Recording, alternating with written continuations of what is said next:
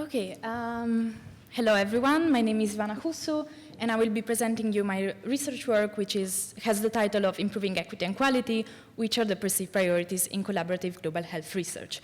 So, a little bit of background. In the past years, there's been an ongoing paradigm shift that emphasizes the importance of quality and equity throughout the global health research field. Unfortunately, there's been too many poorly designed studies that exploit weaker ethical institutions and also completely disregard local perspectives.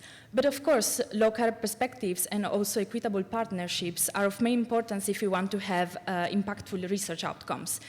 There are some existing guidelines that tackle this matter, but there's a critical gap in implementing them. So that's why we need more practical and actionable solutions.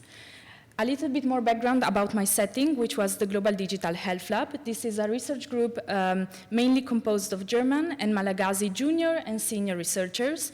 Their work focuses on improving healthcare quality and also health access for vulnerable populations.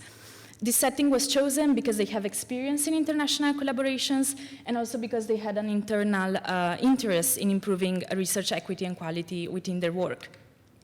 So, at the end, we wanted to investigate the values, perspective, and considerations of these researchers that were part of this research group. But most of all, we wanted to gather the perceived priorities in improving equity and quality within the work that they conduct. So this was a qualitative exploratory case study. We purposefully sampled 7 final participants, and we conducted online in-depth interviews. And then after that, an inductive reflexive thematic analysis was conducted.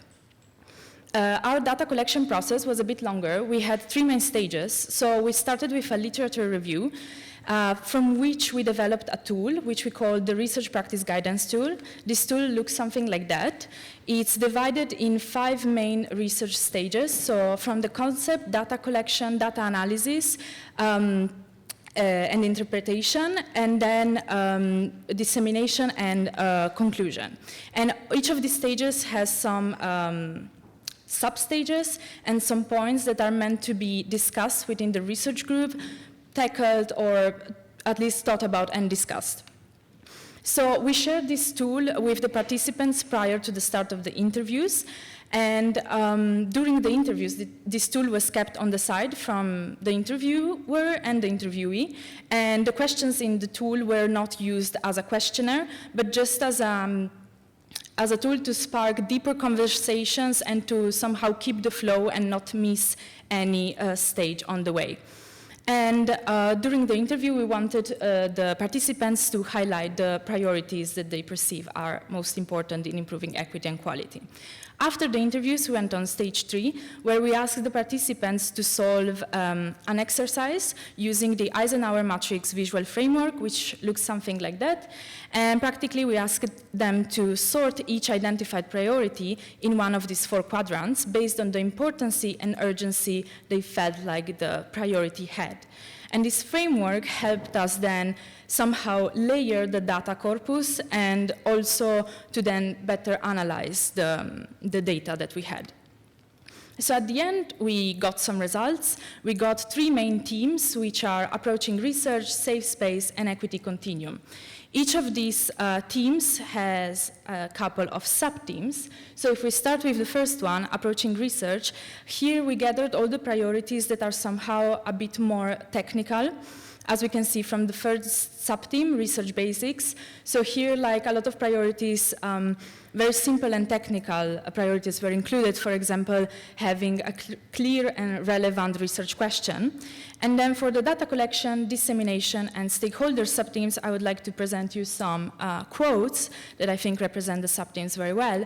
So if we look into the dissemination sub-team, which was overall mentioned as a stage that is often forgotten in the research, it was mentioned that if we think about Madagascar, Madagascar is officially French-speaking and most of all Malagasy-speaking country, but a lot of research that comes from Madagascar and also could benefit the population in Madagascar are then published, for example, in English, in English-speaking science newspapers. So then it's like, how can a population that might speak just Malagasy, might also be illiterate, access this that information that could be useful for them. And that was the point that we should think about a format, a language that's accessible to everyone, especially to the ones who could benefit from it. Then if we pass into the stakeholder subthemes, here, like, who do we involve in the research? Like, again, if we do a research in Madagascar and we just have German researchers, well, we should include also Malagasy researchers, and not just in hierarchically lower positions, but of course also in higher positions like lead researchers and not always external leads. And then we have the third subtheme, which is data collection. Here there was a lot of mentioning about including data collectors also in other stages of the research process, for example, in the analysis, because these people are the ones who usually know the language, know the culture, know the setting better, so their involvement in the analysis process could bring some very rich input. If we pass on to the second theme, which was called safe space, here we included all the priorities that somehow tackle just like the working space of the researchers and the working interactions these international researchers have and the dynamics within the group. And here we have three subthemes: free expression, teams' rights, and mentorship. And again, I would like to show you some quotes. The first one about the free expression subtheme. Here participants from the Global North said that if they get too bothered by the dynamics, too bothered by the boss, at one point they can just leave and they will most probably in Europe find another job. But that's not the same for their colleagues from the Global South, especially in Madagascar, where the economy and finding a job is not that simple. And so people don't have the luxury to express frustration, which I think it's very well said. And also talking with other participants, it was noted that or people didn't feel like they could express themselves, or other colleagues would have wanted, especially their colleagues from the Global South, to give them some more critical feedback, but that was often not there. And if we pass on to the teams' rights subtheme, here there was talk a lot about hierarchy systems, but also gender problems, and also, for example, about the right to salary negotiations. But I wanted to share with you this quote where, after a discussion about it, I directly asked if the hierarchy system led to a worse quality of the research work they conducted. And the answer was like, sometimes, yeah, I think so. If we pass on to the last then subtheme of this category, mentorship, like everyone practically mentioned something about mentorship, mostly on the line of having somehow more ordered relationship between senior and junior researchers, outlining the duties of both, so then at the end the relationship could be better in terms of quality and also learning. And if we pass on to the last theme, equity continuum, here we gathered all the priorities that somehow go way beyond the research project in per se, but these are priorities that the group should constantly keep in mind, should constantly be aware of, and constantly work on improving them. And here we have skills equity, equal funding, and equity throughout the research process. So the first quote belongs to the skills equity subtheme. And in this subtheme, there was a lot of talk of these like same level skills, and how there should be space in constantly learning, constantly improving the skills, and giving opportunities for people that want to improve their skills to have this opportunity, and not just giving the same roles over and over again to the same people. And one of these skills was also like to involve especially Global South colleagues, which in this case were often not involved, in grant writing, which is also an important skill to have.